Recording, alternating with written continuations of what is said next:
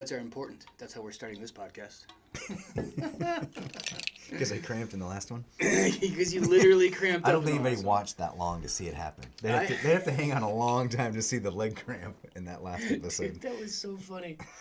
It hurt so bad. An old man moment. It was like Cramped up sitting there talking, and you cramped I just up. moved a little bit.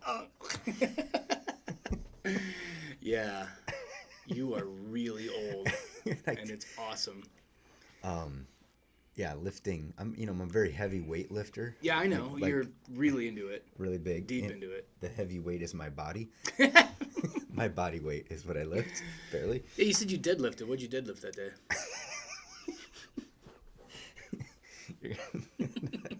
95 pounds? No. Okay. 55. Two 32 and a half pound bar, 65 pounds. 65 pounds. Why do you have 32.5?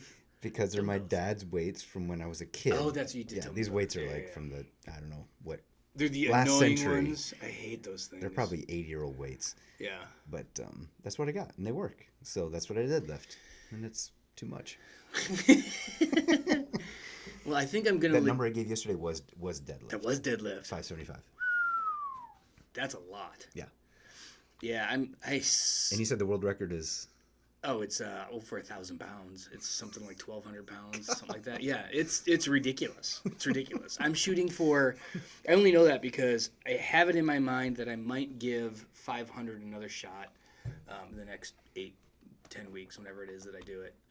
And 500 is That less almost than gives me half. It gives me a cramp thinking about that. 1,000 pounds is literally less than half of the world record. That's sad. Yeah. But, yeah, I mean, this is not my profession. This is not my job. This No. is not my giftedness physically in life to be a gigantically huge and strong person. It's okay. So, yeah, no, I'm fine with it. I need to be... But your advice on lifting, this will get back to addiction, because I think you're addicted to lifting a little bit. Oh, yeah. So we're going to talk about addiction, today. But why do you do it? It's not for like narcissistic reasons. It's more for your mind and body to feel good and strong. Yeah. For health reasons is a primary motivator. There's a handful of reasons. Number one is mental health. Number two is bone density and muscle mass. Because as you get older, it goes away. I want to be a grandpa who can get on the floor and wrestle with his grandkids. That's my goal. Well, your joints won't allow it, so. Those you can pop those in and out, get new ones like get crazy. new one. Yeah, just by the time. Yeah. Dude, when I retire a and pill I'm for that by the older, time we're- oh my gosh, none of this is going to be original. But you have to have bone density and muscle mass for that to matter. So I got a new joint, right? I got new knees. Big deal. I still can't get up and down because I'm old and weak and frail. Will not be old and weak and frail even after my joints will go. I'll just get new joints. There you go. My dad's got an ankle and I think he's got a knee too. But the mental health part, when you get that, the endorphins that get released, I mean, I think everybody knows this, and the topic of addiction or self-destructive behavior is what the Lenten topic is for. Yeah. That's why I brought this up. Not exercising becomes a self-destructive behavior, because I know when I exercise, it is so beneficial mentally, physically. I'm just better. Right. And then for some reason I have to try so hard to even get started on it. Right. But then once you start going, I think that's common. Oh yeah. I think everybody struggles like just got to start it. Yeah. And then the habit forming thing takes. So this, I guess it can be a good addiction Well, or a good habit. so for me, I don't want to call it addiction, but yeah, for me it's addiction adjacent, which is this is why I enjoy conversations on addiction and why addicts I tend to gravitate towards addicts because we're kindred spirits, and not in that I have addiction as much as I have OCD, but I'll tell the classic story. I'll tell the shortened version. I've told it to countless therapists and my wife and everybody else. There was a moment where before I really understood OCD, and I was in my garage and I was working on a homemade smoker. I remember the story. I think I may have told this story on here before. If I haven't, Your I'm other sorry. podcast, probably. Probably. So I'm working on this smoker, and I have become what I've understood now, obsessed over it. I obsess over something, and this is a thing where I can't get it out of my head. I can't stop obsessing about it. So I'm building this homemade smoker, and my wife opens the door and she goes, "It's 2 a.m. Just stop and come inside." And I you looked at her and I couldn't. said, "I can't. You could. I physically can't not do this." And she looked at me like, "You are crazy." And I go, "I think I am." Yes, you are. This is a. So then I discovered in therapy and just kind of pushing through genograms and stuff like that, that anxiety is like the big umbrella. Under that is OCD. And I've got some other things out here as well. But the OCD, the obsessive compulsive disorder, I would get obsessive about something. Now, it can shift, and I can have some influence over what I obsess about. So obsessing about working out and lifting weights, it has Isn't a that part? healthy But isn't that benefit. part of your treatment though? Well, yeah. So from what you told me, part of your treatment is you need to like get up early, work hard, kind of wear yourself out. So at night Right. you're Can't out, go and to then the bed. next day you can do this again. Because Yeah. if you don't, then it Well, gets it harder. takes to, the edge off. Yeah. So similar to addiction, if you are addicted to a substance, you can get kind of edgy and all that when you're trying to fight that. So this is where, like I say, I have a sort of a kindred spirit to addicts, but I'm not one because I don't have that same sort of. I don't need to fight against this. Being OCD has been, frankly, if you weighed it out totally, it's probably been pretty good for me. Well, yeah, because this culture rewards highly motivated, focused people that can get crap done. Yeah, obsessing about the right things means that you're a highly productive person. Obsessing about the wrong things means you're up at 2 a.m. working on a smoker for no reason whatsoever. Literally no reason. But I cannot. Well, I've had addictions in my life too, and I think I have not as it's not. I don't think it's like crazy addictive person, but I'm addicted to.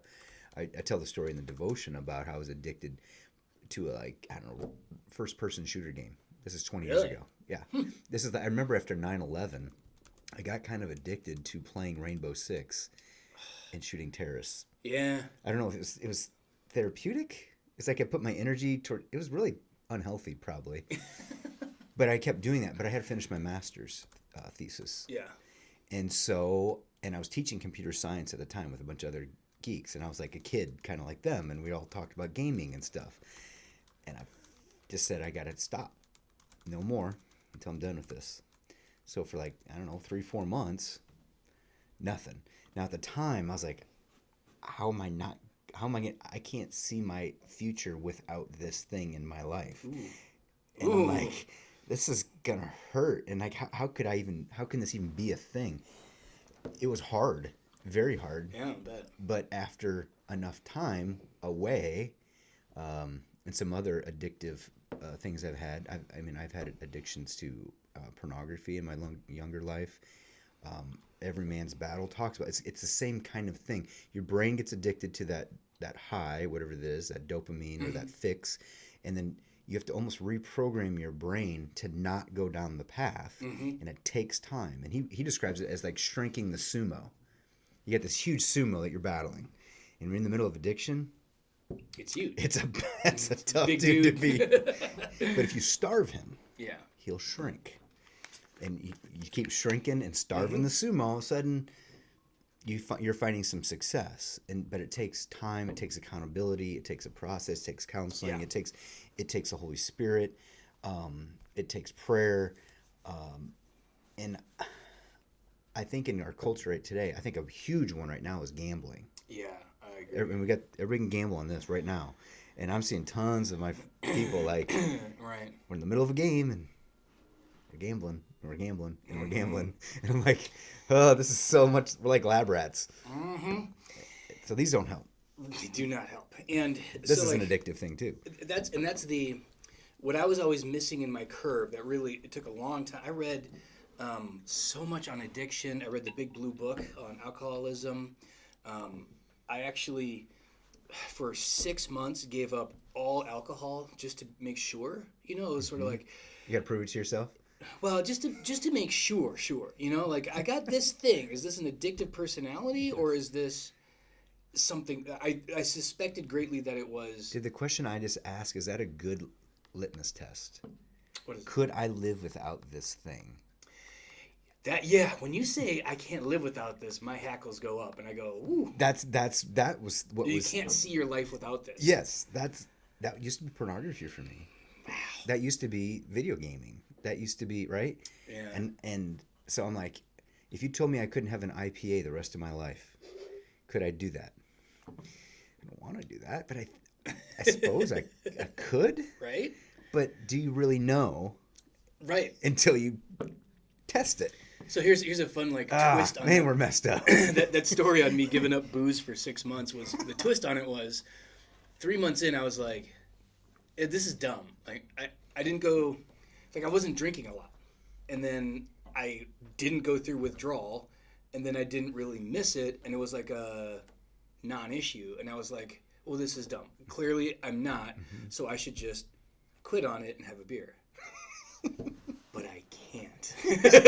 And this is where my OCD kicks in. I can't not finish the challenge I started. I obsess about these things. When you put a challenge in front of me, it's one of my obsessions. So I sat there for the second 3 months going, you're being dumb, just have a beer. You know this isn't an issue. But I said I would do 6 months, I'm going to do 6 months. This is part of that fasting. Like I have to force myself. When I can go 12 more hours. Crap. Nope. I'm going to sit down and fight the obsession and have something to eat, because then it becomes about me. So I'm doing a 60-day challenge right now. So I think the way I describe it in the devotion is we can take even a good thing and then make it self-destructive.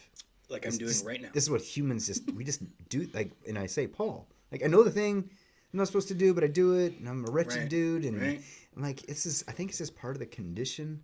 But some people have this tendency more than others. So praise be to God that you don't have this. Let's say it's alcohol or whatever. Okay, but for some people, it doesn't work, and they still have the addiction, and they probably will their whole lives. Yeah, you can call it luck of the draw, or you can call it blessed by God that I don't have. You don't have a predisposition to go off the rails so far that it's irretrievable. Right. But I think, for you, if you hadn't gone down the path of mental health and being self-efficacious about ways to deal with it, I'd be divorced. Yeah, you'd go off the rails, right? Right. And this could happen to anybody. Yeah. Yes. And that's a great point to try and highlight, to say, if you happen to not struggle with addiction, if you happen to not have compulsive disorders or anything like that, count yourself incredibly blessed, because you experience the world in a way that a large population, and I don't know what it is, and yeah, mine kind of I've been able to shift them over to something that the world will congratulate me for, and people will say, good for you, you're healthy, you work out, and I just kind of chuckle, be like, it's because I can't not. Like, you don't know the enslavement I have to this thing, but it is a means to cope with it. A lot of OCD people have compulsions that they then dampen and sort of.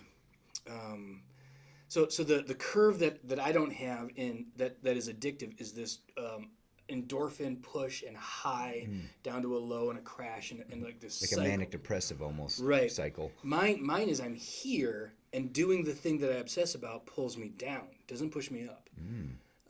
It relieves some of the anxiety. So you get this anxiety, and that anxiety then manifests in a compulsion. Now, if that is pornography, or if that is drinking, or if that is heroin, or like things that will Smoking, kill you. gambling, yeah, whatever.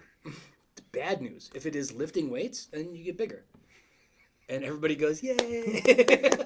But it's just one substance for another. It's just iron and steel versus black tar heroin. Like, it's just a substance. Well, and I just had this conversation with a colleague, and I'd say this is unfortunately a common thing. So let's go down the legalism, holiness type pursuit. Right. Okay. So if I've got this behavior that's everybody thinks is bad or it's addictive or whatever, and it gets labeled as such, unfortunately there seems to be this thought, and I just this week I got to work with somebody that is struggling, and then they begin to question their faith. Because there's this misconception that if I just had enough faith, I could overcome this. And it's like, no, you have plenty of faith. Your faith in Jesus Christ as Lord and Savior is not dependent upon your behavior.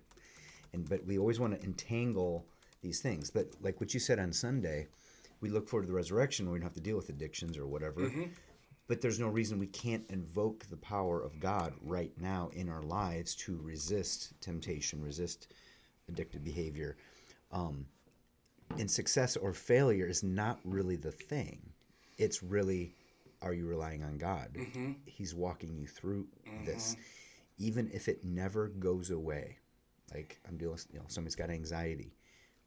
They're like, what if I just believed a little more? Would I go away? I'm like, probably not. No. I encourage you, go talk to counselors, get medication, do all these other things, and pray, and be accountable to somebody. And this is part of it's a spiritual warfare. Right. Is what I think it comes down to.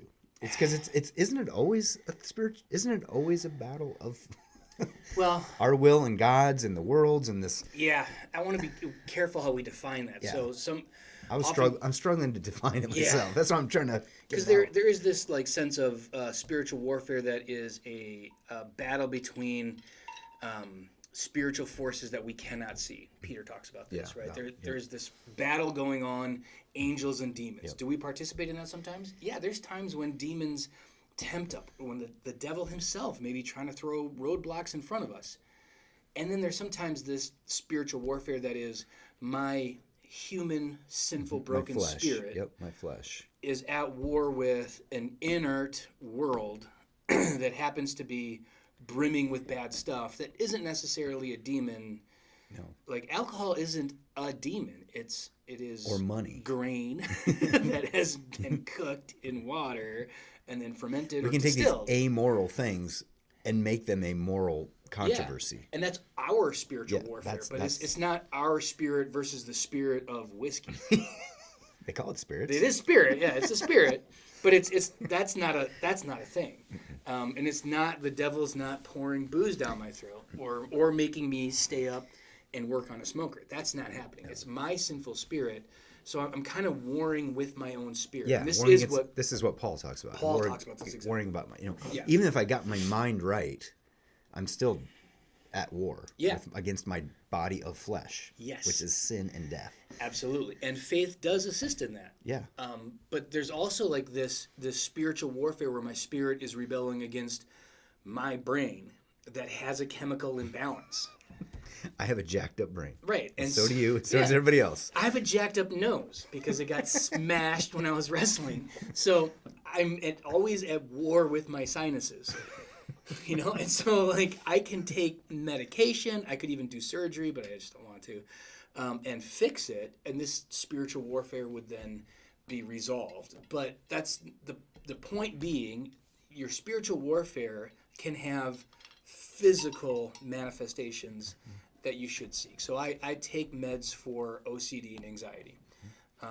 And I've taken a lot of them. I've shifted them over the years, have landed on something that's really working for probably the last 3 to 5 years, something like that. All of them have always helped some. The one I'm on currently helps a lot. And there's 0 side effects for me. And that's not always true for everybody. Yeah. For some people, the side effects are pretty unbearable. But it's important to note that when we talk about addiction and faith, there is a static faith and then there's this dynamic reality to it. So I've dealt with a lot of alcoholics where I've on a Sunday morning pronounced them to be forgiven of their sins, and they are stone cold sober and have been for hours, but they will not be in a few more hours. Mm-hmm. And does that mean that they're not really forgiven? Nope, they are. Right. Statically. When they I confessed stand. that sin 4 years, but every time it was announced, I was And forgiven. even if you know you're going back, Yep. even if like I'm going to get home and get hammered, and it is sinful. We're It not is. saying it's not sin. It's completely sin. But it's similar to you're driving down the road and some jerk cuts you off, and you swerve, and the last thing you think is "you son of a boom." That's a sin. But we're not looking at it. So salvation isn't a matter of a dynamic, meaning you can be a dynamic, meaning moving. You can be in a place of high holiness and regeneration and sanctification, and low holiness and regeneration and son of a sanctification. Like you can be in that place, and that will have an effect on your day-to-day life, but it does not have an effect on your salvation. That does not dropsy the soul, as Right. Luther would say. There's no dropsy of the soul. This is what the people were afraid of, that if they sin, they're out, or they got to go to purgatory or whatever. So that's a really, and this is, I think, the holiness thing. This, like, I've got to maintain this. And if I deviate from that reflects poorly on me. It makes me think I'm weak of faith. It makes me think I'm a failure, that God's going to come down on me. And people have gone through so much counseling because of that horrible theology. It is. It's teaching that the dynamic faith is that which is measuring our salvation. Works righteous, passive and active righteousness. Here we Right. are again. No, I mean it could be. Oh, here's a great example. Oh, this is great. So there was this dude, and I'm not even going to say his name on the off chance that one of his relatives ends up watching this like in 20 years. To my family, he was a pillar. And I'm talking like we looked up to him not only because he was really tall and huge. He was the guy who used to come over to the tree in our front yard, like when my brother and I would climb the tree and get stuck. My mom was at home, my dad was at work. She'd call him, and he'd come down and snag us out of the tree. He was just an amazingly gentle, kind, loving, humongous, sweet Christian. Got Alzheimer's, and my dad took me to visit him, and I was probably 10 years old or so. And all the things that came out of his mouth. It's not him. No. He would cuss and swear, say horrible things about the nurses to the nurses. It was like as much of a 180 as you can imagine. And I was just horrified. And if we had this sense that your faith being dynamic and this is he would be in hell for sure. That's not what we believe. And it wasn't his fault. He had a degenerative condition where his brain rotted out of him. He's corrupted. Yeah. So it's not this dynamic thing. And I tell this to people all the time who have family members dying of Alzheimer's. They don't remember your name. They don't remember. Maybe they don't even remember who God is. I had this experience recently. But God remembers. Who are you again? What are you doing here? What is this again? I'm like, oh, I'm your pastor. That's the Lord's Supper. Yeah. But you know what? You're still a man of faith. You're a baptized believer. Whether you remember that right now or not. Yeah. And it's not. And that messed with me. Yeah. Do not. The phrase is not God believes. If you don't believe in God, God believes in you. That's crap. God does not believe in you. God knows who you are. God created you. He doesn't believe in you like, I believe you can. He knows if you are or are not going to do it and make it or whatever. Like there's no, belief is not something that exists in the world of God. That's not in his universe, he believes in nothing because he is. But he does remember us even when we forget him. And I tell people all the time, even if your loved one were to go like my family friend had gone, and even if they were to take the next step and say things that are out of their mind, like, I hate Jesus, or I don't believe in Jesus, I still don't think it, and if you're not in the right mind, that's God remembers your baptism. And it's about the promises he makes to us in baptism, not the promises we make to him to be faithful to the end. Because sometimes we can be faithful to the end, except that our bodies fail us. And our minds fail us. And our minds fail us, and our will fails us, and our ability to resist temptations and addiction fail us. And we end up just confessing what everybody confesses on their deathbed. I'm a poor, miserable sinner in need of a Savior. I'm a beggar. We are all beggars. What a great way to die. Luther. Right? I use that at my, I did quote, so Sarah's uncle passed away a few years ago. You know, German, Lutheran, German Lutheran from Northwest Iowa. German Lutheran. Pretty hardcore guy, very strong man of faith. But I think it was the 500th year of the Reformation. Was that a few years ago? Yeah. It was coincident. I'm like, you know what? I'm gonna, this stubborn Lutheran. There's this other stubborn Lutheran named Martin Luther. They both have the same quote on there. They both should, and we should all say the same thing on our deathbeds. That we're all beggars. We are all beggars. So this is why I've made this statement countless times. You don't have to be clean and sober to come to church and worship God. Right? Because that would mean all of this would have to be fine to show up at church. Right. Right. And That's not gonna happen. if you show up at my church and you're drunk, I might ask you to sit in the back. I might ask you to sit in an office. If you're belligerent drunk, I may call the police and you have to sit in a squad car. But you are welcome to come. Yes. If you're just drunk and happy, and I've had that happen. I've had alcoholics come to church drunk. And I say, welcome to living faith. Where would be a better place for them? Right. They're not going to hear and recall, a word of the sermon. They're not going to retain anything said today. But what's going to be pronounced to them is still real. Well, how many people do you know, and experience you've had, the only time they talk about God is when they're in that state? Oh, a fair number. And it's because I'm a pastor. Back to our previous conversation. And you're at Mickey's. People love to get hammered and talk to me about God. It's great. Well, and I will oblige and have that conversation. But then I'm kind of like, how about if this is a thing and you're really serious about it, maybe try this again when you're fully functional. Yes.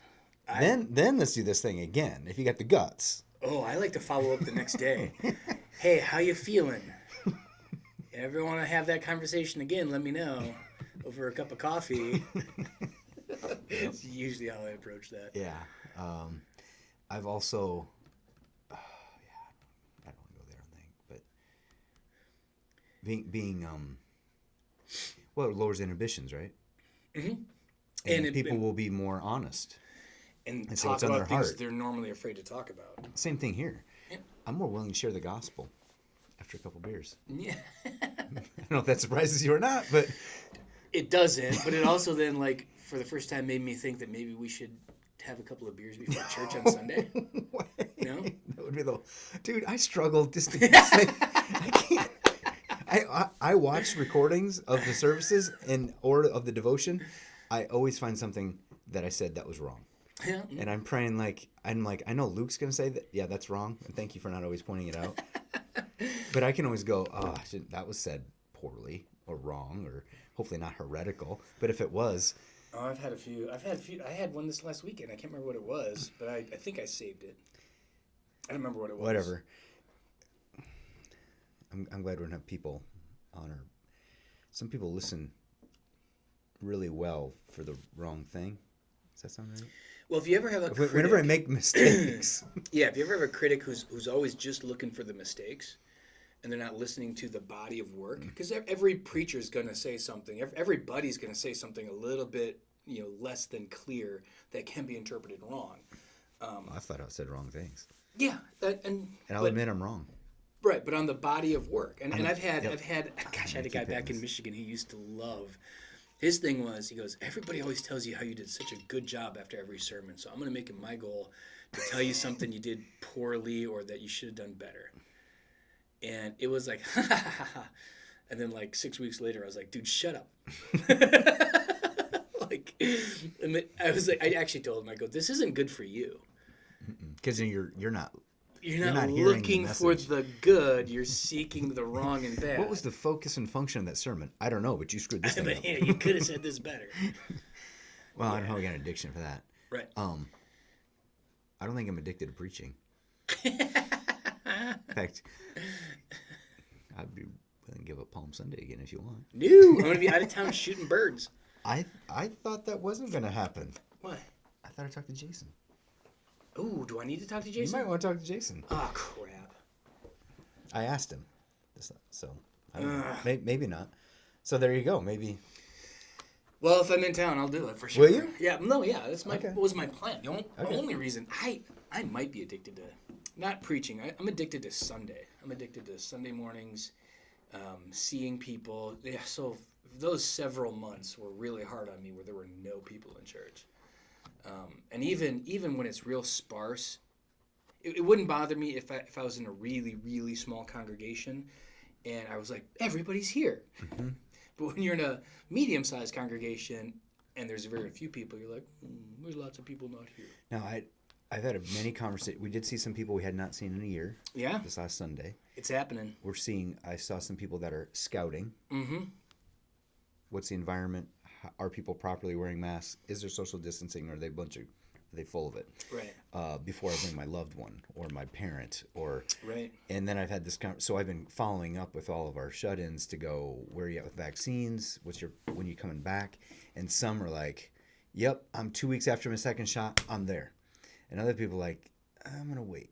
Mm-hmm. I'm gonna wait till more people are vaccinated. I don't feel comfortable. I don't want to risk it. And I'm like, those are both wonderful answers. Right. But then it's reinforcing to me that we need to stay doing this thing, at least for right now. And I've had voices on the other side saying, why are we doing this thing? Right. I'm like, well, because we have these other voices. And you get to come to church either way.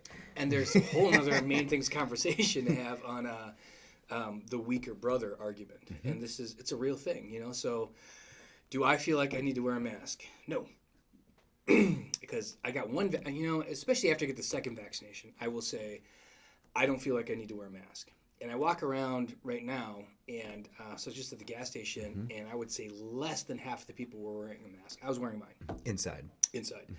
And I don't feel like I need that, but I do like to do it, even if it's all crap. I like to do it for the benefit of somebody Of your brother. who looks at me and goes, I'm glad that guy's wearing a mask. Because I could easily be, and nobody, I don't have it tattooed on my forehead. I have been vaccinated. I mean, that's not a thing. Well, now I'm out of my 90 days of having it. So now I'm starting to Sign up for that shot. Yeah, I think that's where I keep looking and I don't see any. But I gotta keep Noon looking. on Friday. Yep, I get on there. But now I'm now I'm like, okay, where am I at? I still have antibodies, but it's not as high. Right. Don't want to cause harm, Yeah. So it's weird going back in that mode now. Right. Even though social distancing, wearing masks the whole time, but Yeah. it's different. Yeah. No, but back to addiction. That's the biggest thing for me is nobody should ever feel as though I struggle with alcohol or I struggle with drugs or I struggle with gambling or I have this addiction, and that means I shouldn't be coming to church. That disqualifies me somehow for the gospel or for church. Right. It's Bull. the exact opposite. Church is the place you should come to exactly what you church need. more. In the devotional questions I ask is, who in your life can you be open, honest, and accountable to if you have self-destructive behavior or addiction? Right. Unfortunately, in America, especially American males, that is nobody. Nobody. You can't be weak. You can't be soft. And you can't have anybody really know you. Mm-hmm. And you can't be vulnerable. And you can't confess your sins one to another. This is very anti-American, especially American male way of thinking. But this is discipleship. This is authenticity. Yeah. This is what God would want for his people and for his church and for all people, really. But the devil is the great divider, and he wants to keep us alone. Right. And you're the only one that has this problem, and you're going to have to deal with this on your own, and you're going to fail, and I will keep reminding you of all those failures. That's how that works. So the solution is the opposite. Yeah. Community, fellowship, discipleship, accountability, confessing your sins, being real about it. Which I'm glad we still You know, confession absolution is still a good thing. Yeah. It still does the thing it says it it's does. the third sacrament, right? Some people believe that. Luther, it just doesn't have the element, but It does have the element. It has the literal physical sound waves. there we go. Yeah, I think so. But it kind of leads us into like a whole other area where people start to get less comfortable, because I think most people, in our church, most people in good, faithful Christian churches will say, yes, absolutely. If you struggle with booze or drugs or whatever, and then you go, okay, now we're going to bring someone into our church who is a sex addict. Okay. Let's have a conversation about that. Like, well, you're really excited about the booze and the drugs and bringing those people in. You're 100% confident. But what about now we get to the things that we as a church too often think are too sordid? What about sex offenders? This is a real conversation that the elders and I had years and years ago, not because of a particular member, but because I did have somebody reach out to me and say, I'm looking for a church to join, but here's what you got to know. And I was like, ooh, okay. I'm going to take, so the elders. That's a responsible person. Yeah. It's somebody who has essentially repented, put their life back together. They know they still struggle. They go to meetings over it. They move into a neighborhood. They have to report where they live, and this is going to follow them the rest of their lives. It's the way it is. And I'm not saying that that's bad. I'm saying that that's the reality this particular gentleman had. And he was like, you got to know, I joined your church, and I'm there for a while, and people know my name and do a Google search. Mm-hmm. Like, that's how this works. I'm going to pop up on a Google search, and that's life. So the elders all kind of landed on this. Absolutely, that person should come to our church and worship with us. And then putting in precautions, not because we didn't even know the guy, but not that we are afraid that something might happen here on our campus.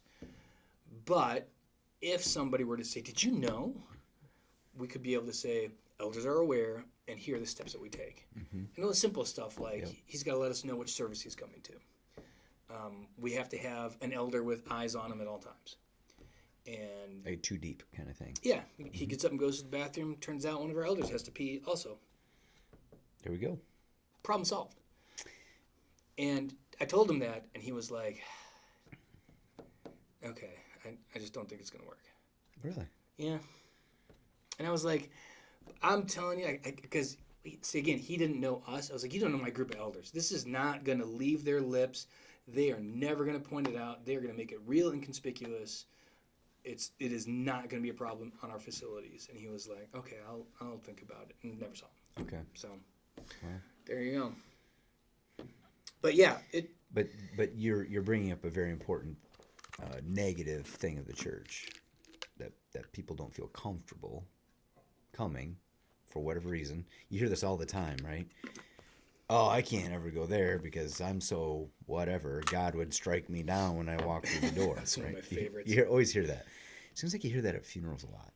Mm-hmm. Can't believe I'm in a church and God hasn't hit me with lightning yet. I'm still walking. I'm still alive. I'm like, dead man walking. Yeah, right. But you won't be eventually, so right, maybe we should have a conversation. It's, but I being... And we get knocked because we don't dress up enough. Right. Which I kind of get, especially, do you I look good. Look at me. I'm wearing a collar today, and I shaved today. I got my hair cut. This is about as good as I look. So, but the persona of there's good. Like if I'm gonna go meet the president of the United States, I'm not gonna be a slob. Right. Okay, if I'm going to go meet the king or the creator of the universe, right? That's the kind of the argument of like, put your Sunday best on. Okay, I get that. But the weaker brother. Yeah. Yeah. The weaker brother, the one who's really been hurt by the church, or really has an antithetical concept of the church. Yeah. the more relaxed setting, which is in our mission statement even, I think reinforces the idea that you need to be authentic, yourself, come as you are. There's no cleaning yourself up for God. It gives that. I don't know. The first time I ever came to this church, that's the feeling I got, and I like that a lot. And everything teaches something. When we first started walking, how do we do worship here at Living Faith? I told you this over and over again. Everything we do teaches, even if 90% of the people miss it explicitly, implicitly, people pick up on it. And that is one of those things where in a church where you have to wear your Sunday best. And I grew up in a church where my dad wore a suit and tie to church every Sunday, and we all put on our best Sunday clothes. I can tell you that what we all learned implicitly was, it's Sunday, clean up your act and go to church. Pretend like you're a good kid. I remember. It's good that you had it at least one day a week. Right? I 100% remember going to church and pretending like I was a good kid. Because to misbehave or to act up in church would embarrass my parents. It wasn't about me paying attention. And I have great parents who didn't explicitly teach that. They wanted what essentially what you were communicating, which is you're going to meet the king, the creator of the universe. Tidy up a little bit, show some respect. What I learned was he expects a lot from me. No, he doesn't. He expects me to be a poor, miserable sinner. You got that one down. He expects to have to reach down into the depths and drag me out of the pig pen and drag me home. You just reminded me of an analogy. Guys at Campus Fellowship would do this. And it's so close. You're in a pit, right? You're hopeless. You're lost. And then a rope gets lowered. And all you have to do is grab it. It's like, nope. Right. Nope. What happens is our you Savior get scooped up, hops down, hog ties your ass, and drags you out. Like that is the better analogy. That is the passive way. But they always want to say it's 999 steps for God, and you just got to make that last step towards Him. It's like, no, you don't. Last or first, it doesn't matter. You're incorrect. You are that person. I'm really anti-synergism, aren't I? Good. It's good, but I mean, it comes up too much, I think. You're obsessed with it. I'm a little obsessed with it. You're addicted. I'm addicted to monergism. But yeah, it is, and this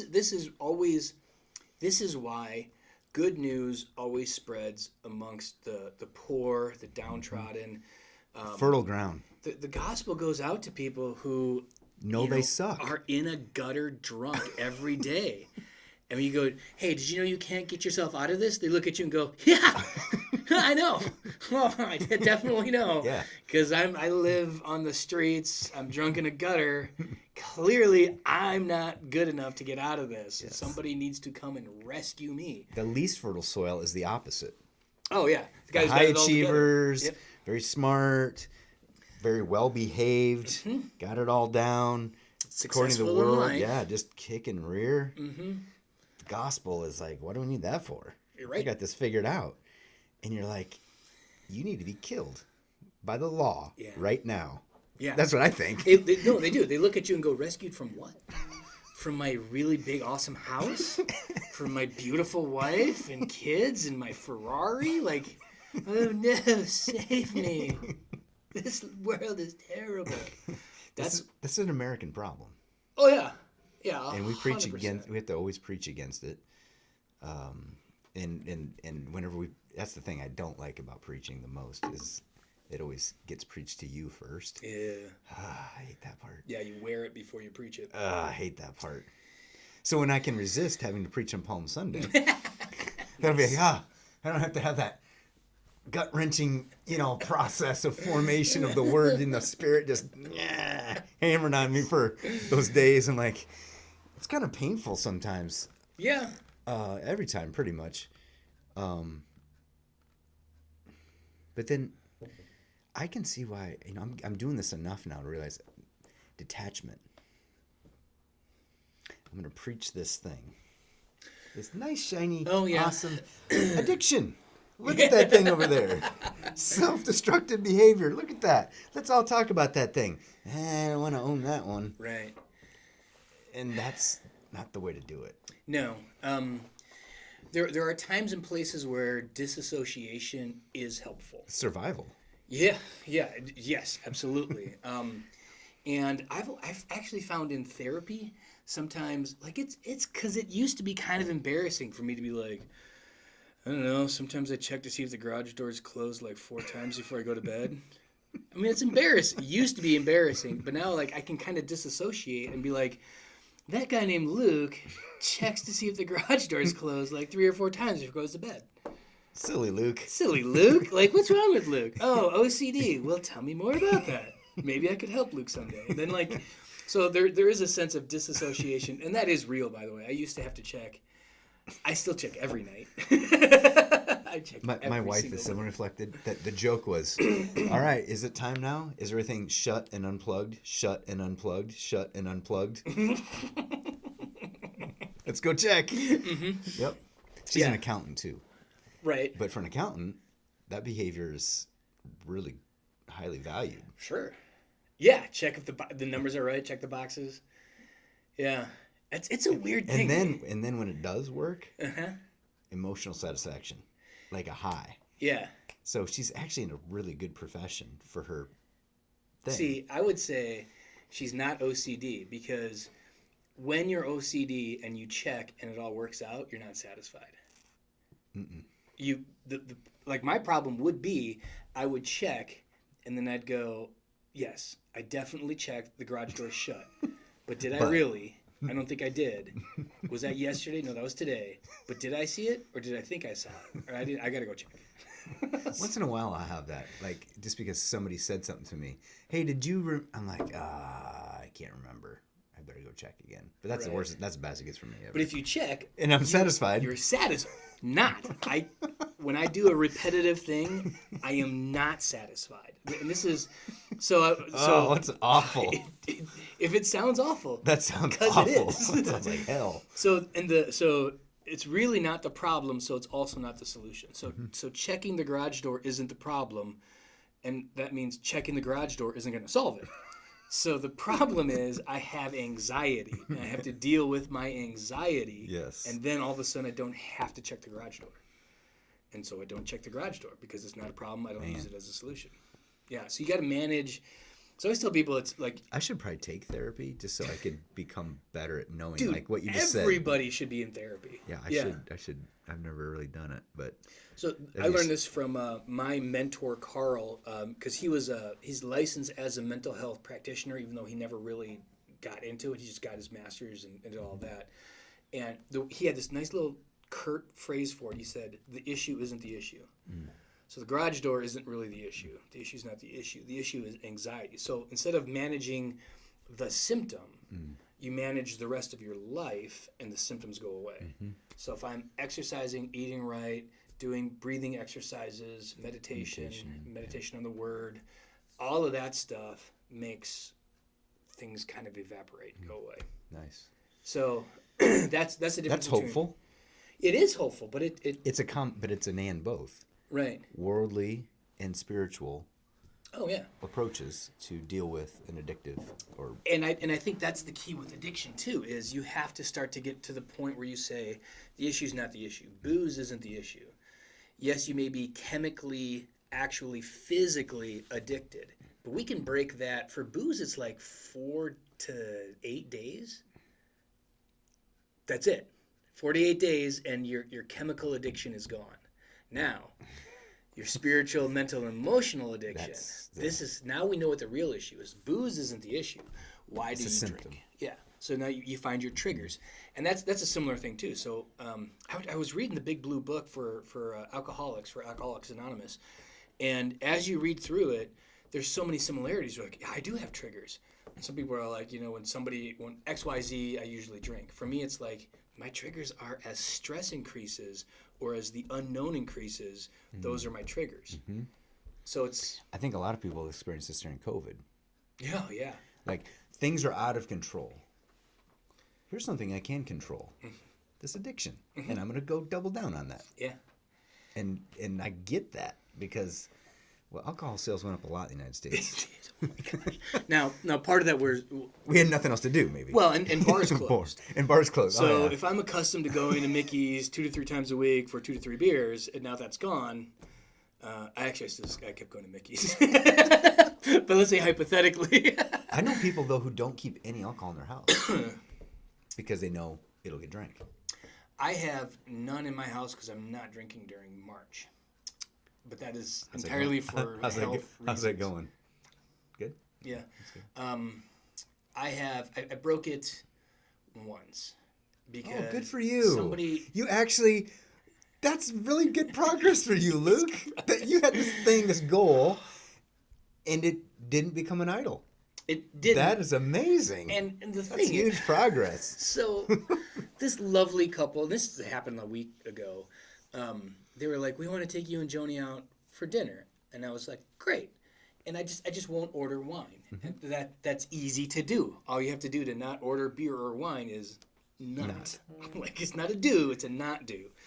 But we get there and they brought wine with them, special wine that they had, opened up for them. So you're like, I can't be like, I don't want your special wine. that's wise. Yeah, I just felt rude. Yeah. So That's good. Well, I'm proud of you that you're doing that. That's great. it's You feeling good? no. But I'll tell you why. Come on, you got to be feeling good. No. This is part of a bigger thing I'm doing, this 60-day challenge. And this is a thing I'm obsessing over through work? Lifetime. Yeah, you do this all. Is this the Third time. third time the weight loss thing? Yep. And so I have Did you reduced- eat like a maniac and drink as much water as you could before your weigh-in?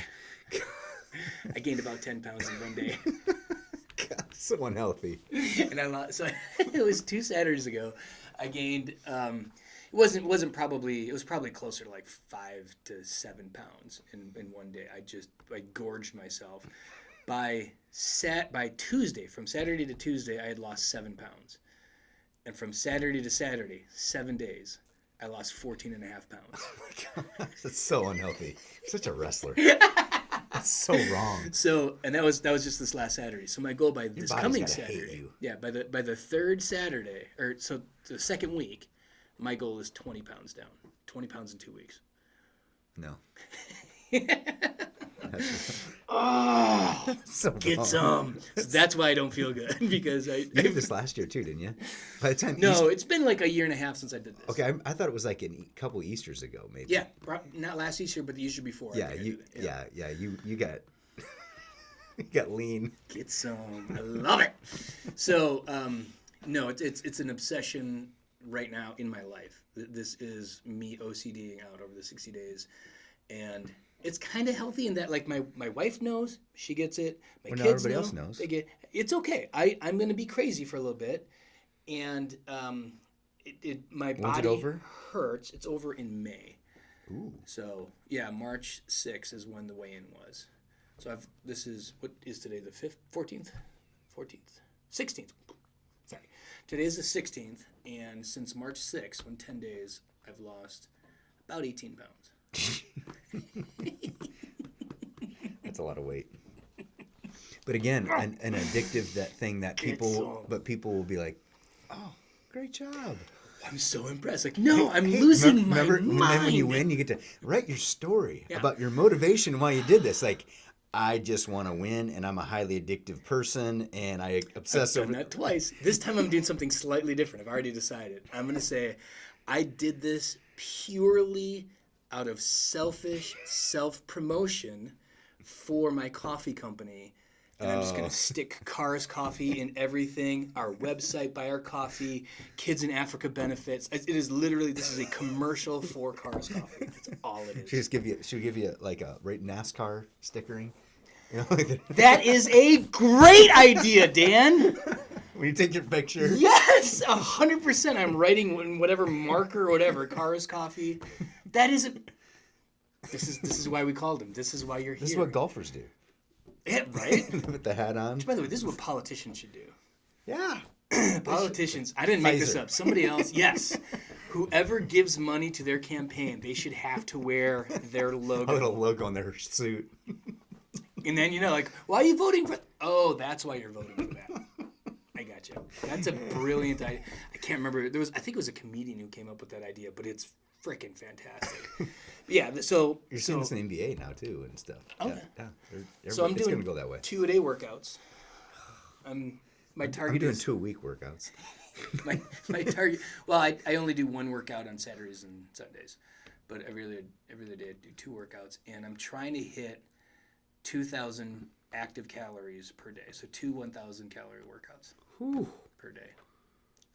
Wrong. My body hurts. Not right. Every part of me hurts. And I'm gonna keep pushing it. I'm gonna keep doing, and I'm like calorie restrictions and. The only thing I do is I drink more water now than I've ever drank in my... I'm pushing 2 gallons of water a day. 2 gallons? It's getting close. Four of these is a gallon, and I'm consistently hitting 5 and 6. So I'm at about 1.5 gallons. I've occasionally hit 2 gallons a day. No wonder you have to go to the bathroom all the time. I pee constantly. Constantly. It's weird. Oh, Luke. That's probably enough. All Enough right, well, of my crazy obsessions. Yeah. So long story short, Addiction sucks. we are self-hurting kind of people in general. We're bent towards hurting ourselves, or even taking a good thing and making it a thing that could hurt. Yeah. An addictive thing. I think that's just the war of the flesh. But thanks be to God, we know that that's not forever. Rescue but is here. We have the resurrection, but we know we have the Holy Spirit who can help us. We can call on him. And honestly, this is what hurts me when I have to tell people God's will be done. Why won't he take this from me? I'm like, you sound like Job, you sound like Paul, you sound like me, you sound like every Christian who's walked the earth. Yeah. I don't know, but he's calling you to be faithful regardless. This is a good point before we move on. Like, so that like, okay, I'm an addict. I can't get this to stop. Or like with me, I'm OCD and I can't get this to stop entirely. I have managed it, I would say, fairly well. But the way I look at it is, the thorn of your flesh. It is the thorn. This is a thorn in my flesh. And what does God do with that thorn? In Paul's weakness, he is made strong. And I don't know. We don't know what that is. There's all kinds of speculation. I can tell you mine. Mine is, I've got this weird competitive OCD spirit, and I'm learning things like how can I take that and have God bless it in a way that I can be a billboard for God's forgiveness. So I am not shy about it. I've told the congregation several times that I struggle with anxiety and OCD. I'm not the one who hides. Like, I'm great. I struggle with no mental illness. No, I'm bonkers. And God can use that in His kingdom for other people to go. So he struggles with mental illness, and he's a Christian. He's a pastor. I could maybe see myself as a part of a Christian community. Thanks be to God. It goes the other way too sometimes. What do you mean? Like, people look at us like, aren't you supposed to have it a little more together? Aren't you supposed to, like, you know?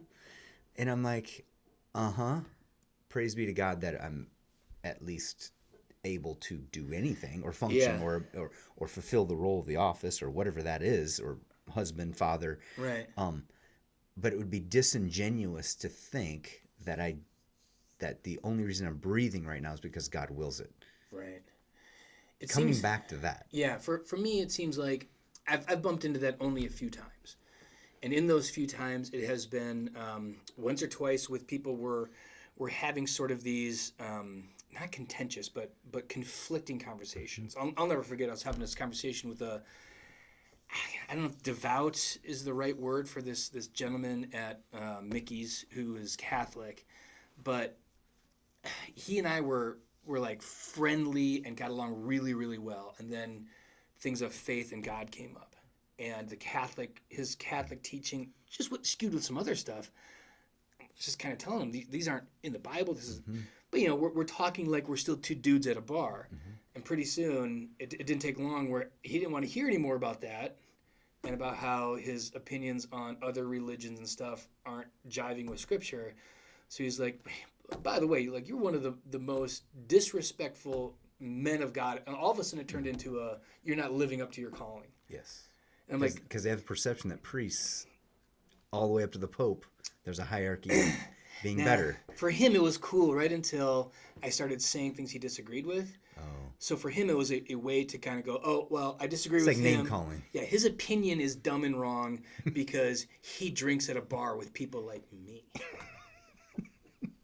Like, Go back to your holy place. right, yeah. If you were holier, like if you stopped drinking and acting like me, then you'd agree with me and believe. I had that happen in Mexico. Yeah. The guy, I told him I was a pastor, and he was Catholic, and then all of a sudden he thinks I'm a priest. And I'm like, no. Your priest is as messed up as me, and vice versa, and he's as messed up as you. And he didn't like that either. No, you gotta be up. Or I've had it where people had a misconception like that. I had one person here when I first came, and her opinion has changed 180 degrees. But it was past. She told me, she kind of pulled me aside and said, I don't want to hear about how you make mistakes and are a sinner. This is the pedestal knocking down, right? Yeah. I don't want you to knock your pedestal all the time. Yeah. Put yourself on a pedestal a little bit. And I wheel kicked that pedestal, right? I'm up there talking like, yeah. Sometimes I'm just like at the bar Could you actually do a drinking wheel beer and kick? 'Cause swearing. that would be really cool. I could do a wheel kick. Hey, maybe when you, Not in a if I ever confined preach on a space, Sunday there's- again and you're doing confession absolution, maybe you could Wheel kick? wheel kick the pedestal out Sure. as an analogy of. Sweep your legs? I'll No, sweep your no, legs.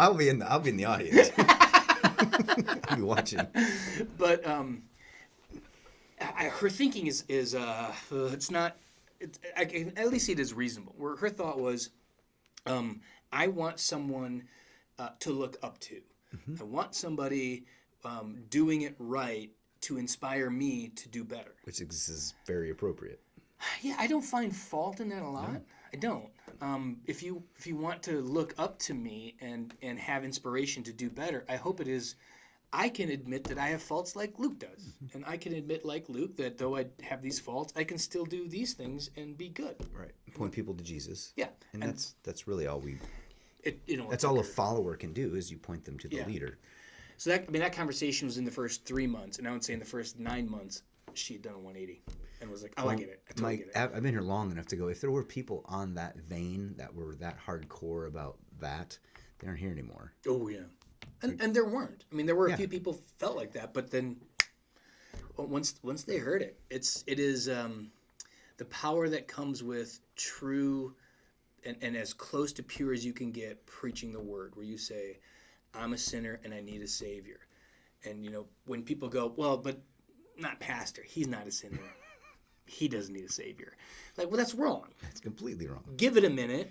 And as you hear me say it, you might go, Aren't I the chief amongst all sinners? Yeah. Didn't Paul say that? Yeah, but he was I was a humble brag. Yeah. He was being humble. That's totally what he meant by that. No, he sucked. He killed people.